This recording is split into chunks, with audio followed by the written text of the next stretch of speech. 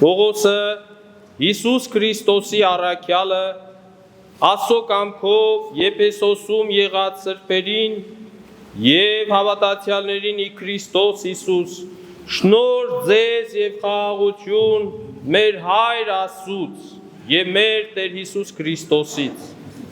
օրհնյալ է Աստված օրհնյալ է եւ մեր Տեր Հիսուս Քրիստոսի Հայրը որ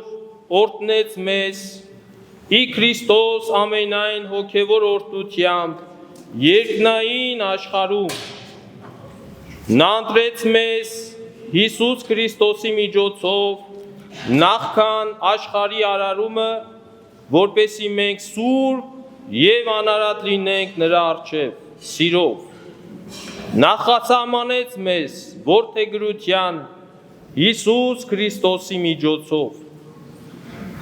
ըստ իր կամքի հաճության գովենք նրան այն փառքի համար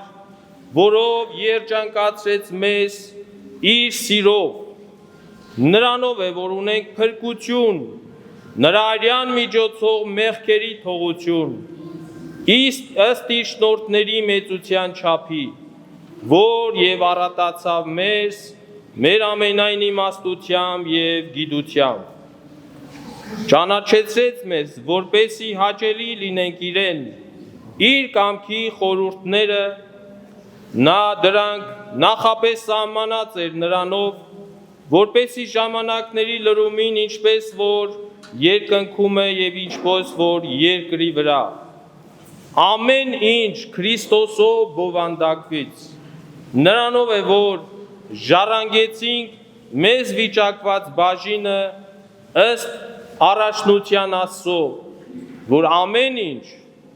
հաջողեցնում է իր կամքի խորհուրդների համաձայն մենք նախապես Քրիստոսին հուսացողներս նախասահմանված եղանք գովելու նրա փառքը նրան ով է որ դուք էլ լսեցիք ճշմարտության խոսքը ձեր փրկության ավետարանը որին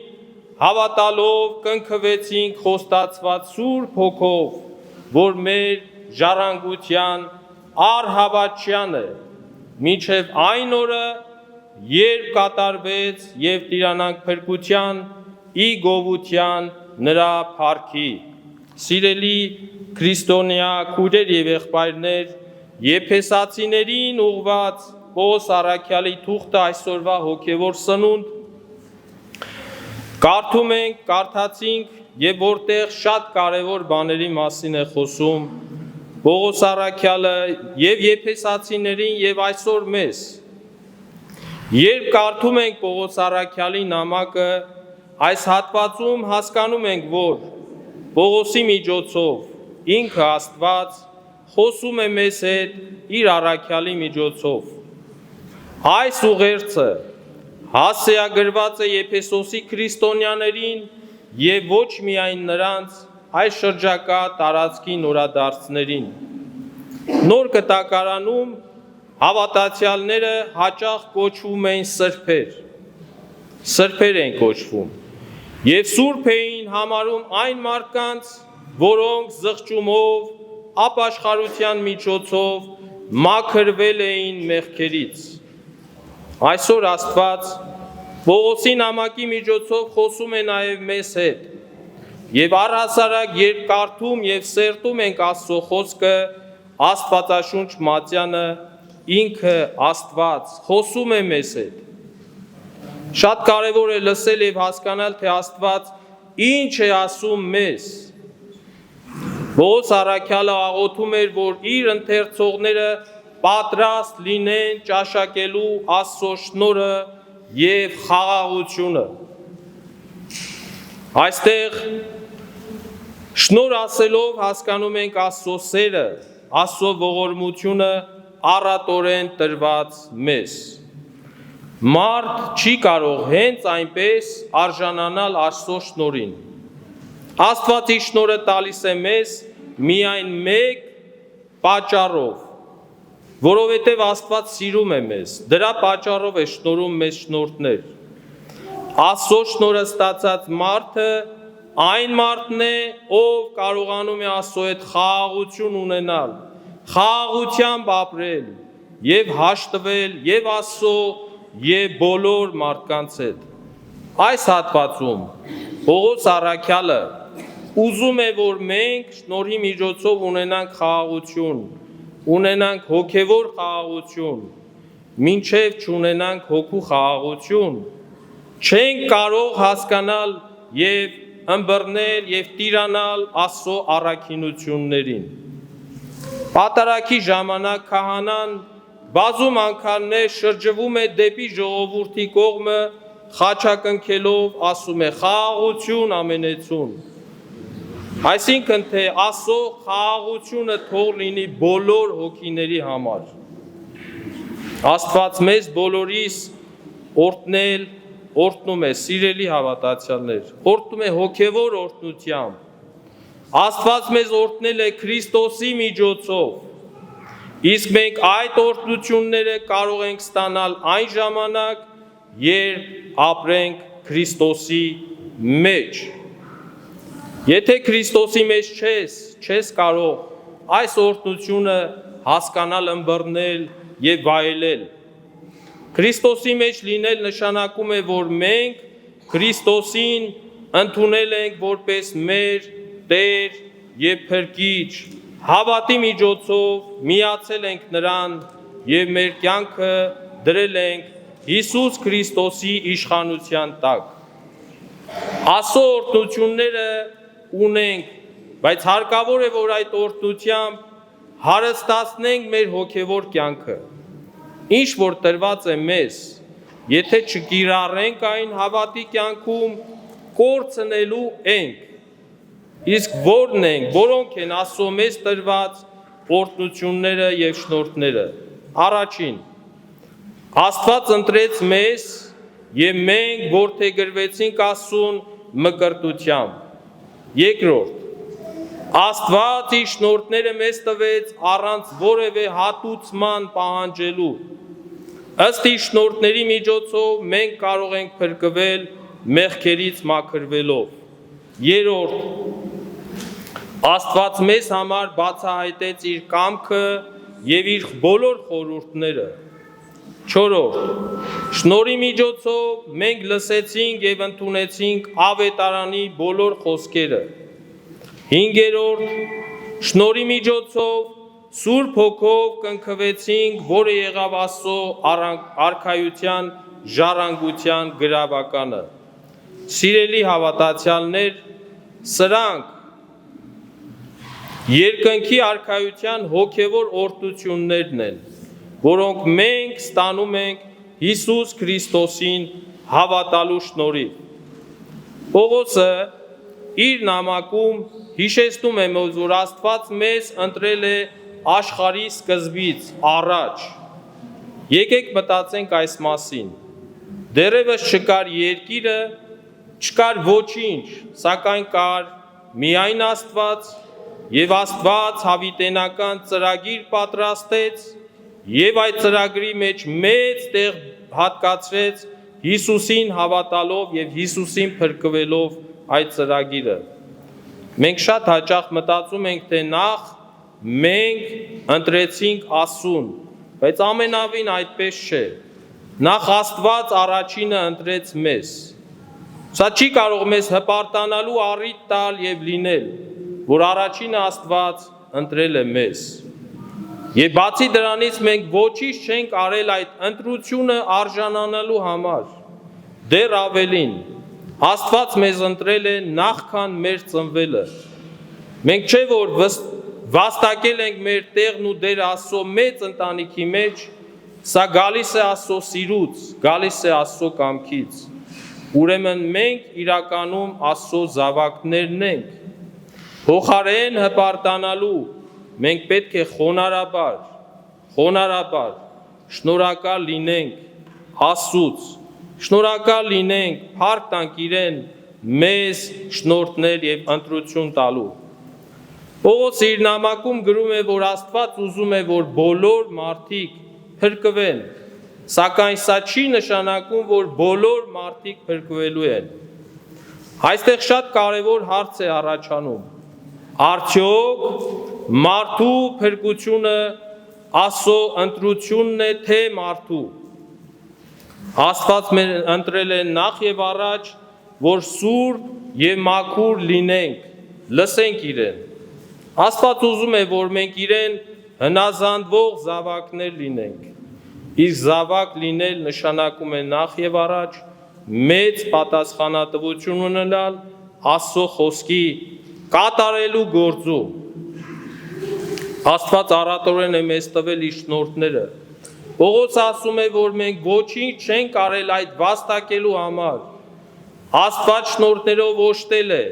իր մեծ սիրով Քրիստոս Հիսուսի զոհաբերության միջոցով։ Առանց Հիսուսի փրկագործման մենք չենք կարող Աստծո որդիներ եւ զավակներ լինել։ Աշխարհում չկա մի ուրիշ մեծ բան, քան այն, որ Աստված իր միածին որդուն Հիսուսին զոհել է իմ եւ մեր բոլորի փրկության համար։ Ըստ Պողոսի նամակի, մեր կյանքը կենտրոնացած է Հիսուս Քրիստոսի մեջ։ Աշխարհի բոլոր զորությունները կենտրոնացած են Հիսուս Քրիստոսի մեջ։ Հիսուս Քրիստոս խաչի վրա մեռավ, մեր բոլորի մեղքերի պատիժը կրելով եւ այդ ամենը վերցնելով իր զոհագործության ամբողջ փրկագործության մեջ։ Աստծո միակ նպատակն է երկնքում, երկրի վրա, ամեն ինչ, ամեն տեղ Հիսուսի իշխանության տակ լինել։ Արդյոք կգա մի ժամանակ, որ սա տեղի կունենա։ Իհարկե կգա այդ ժամանակը, երբ կկատարվի երանելի պահը, երբ ամբողջությամբ լինի Աստծո փառքը ամբողջ աշխարհի վրա։ Այս նամակը Պողոս առաքյալը գրել է բանտում եղած ժամանակ։ Այդ ժամանակ մռայլ պատերի մեջ Պողոս առաքյալը կարողացավ տեսնել ապագան, հոգևոր աչքերով տեսնել Աստծո փառքի գալը ամենուր։ Սիրելի հավատացյալներ, երբեմն մեր կյանքը նման է բանտի, հատկապես այն ժամանակ, երբ դադարում ենք հոգևոր խոսքեր լսելուց, դադարում ենք պատարագ գալուց, չաղոթելով ինքներս մեր ձեռքերը կապում ենք եւ բանտարկում ենք ինքներս մեզ։ Մենք մեր հոգու աչքերը բացելու, Աստծո կամքը կատարելու կարիքն ունենք, որովհետև այդպես ենք ստեղծվել։ Մեր հոգիները տված է Աստծուց, մի կաթիլ է մեր մեջ, մենք պատկանում ենք Աստծուն։ Իսկ միթե մենք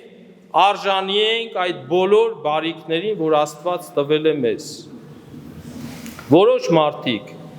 իրենց ամբողջ կյանքում հնարավոր է ապրեն թվացյալ հոգևոր կյանքում, կատարեն հոգևոր աշխատանք եւ կարծես թե իրենցից ինչ որ բան են ներկայացնում, բայց չստանան Աստծո աստվածային շնորհները։ Իսկ ուրիշները շատ կարճ ժամանակի ընթացքում շնորհ են ստանում, որովհետեւ խոնարհվում են։ Եթե մարդը խոնարհվի, նրան մի րոպեի ընթացքում կարող է լուսավորել աստվածային շնորհները։ Այսինքն, եթե մարդը ցանկանա, կարող է լինել շատ լավ մարդ։ Եթե մարդը ցանկանա, կարող է շատ վատ մարդ դառնալ։ Աստված մարդուն տվել է վատից լավը դառնալու մեծ հնարավորություն։ Պարզապես պետք է ցանկանալ։ Շատ պարզ իրողություն կա մեր կյանքում, Աստծո շնորհը այցելում է միայն խոնար եւ հեզ մարդկանց։ Այսպես է ասում Աստված Եսայի մարգարեի շուրթերով. Ու ես ում եմ նայում ձեր կարծիքով, եթե ոչ հեզ եւ խոնար մարդկանց։ Շատ խոնարհները շնորհի են արժանանում Աստծուց, որովհետև խոնար սպունգի նման կլանում են աստվածային շնորհները։ Մարդը երկինք չի բարձրանա աշխարհիկ բարձունքներով, այլ խոնարհաբար բացվում է նրա առջև Աստծո արքայության երանավետ կյանքի ճանապարհը եւ դռները։ Մի հասարակ խոնար մարդ ավելի շատ շնոր ունի, քան շատ մեծամեծ մարդիկ միասին ամբողջությամբ վերցրված։ Ամեն առավոտ Աստված մեկ ձեռքով օրհնում է աշխարհը, սակայն երբ տեսնում է որևէ խոնար մարդու, նրան օրհնում է երկու ձեռքով։ Նա, ով ունի ավելի մեծ խոնարհություն, նա բոլորից մեծն է։ Շատ հաճախ լսում ենք մարդիկ ասում են մեզ. ինչու է Աստված ցանկանում, որպեսզի խոնարհվենք։ Ինչու է ցանկանում։ Բայց եթե մարդը չի խոնարհվում, չի մտնում դրախտ, սա օրենք է։ Ինչ է ասում Քրիստոս։ Սովորեք ինձանից, որ հեզ եւ սրտով խոնար եմ, եւ ձեզ համար պիտի հանգիստ ապրեք ձեր կյանքը։ Սա է հոգևոր կյանքը։ Ուզում ես բարձրանալ, խոնարհվիր։ Ուզում ես Աստված քեզ օրհնի, խոնարհվիր։ Ուզում ես Աստված Աստծո շնորհները քո մեջ լցվեն, խոնար եղիր։ Խոնարհությունը թուլություն է համարվում հատկապես անհավատ եւ շատ աշխարհիկ մարդկանց մոտ։ Իսկ հոգևոր կյանքով ապրողների համար զորություն եւ միակ ճանապարհն է նպատակներին հասնելու համար։ Թող Աստված օրհնի ամենքիս, Տիրոջ բարեգութ աչքը պահապան թող լինի իր զավակներին,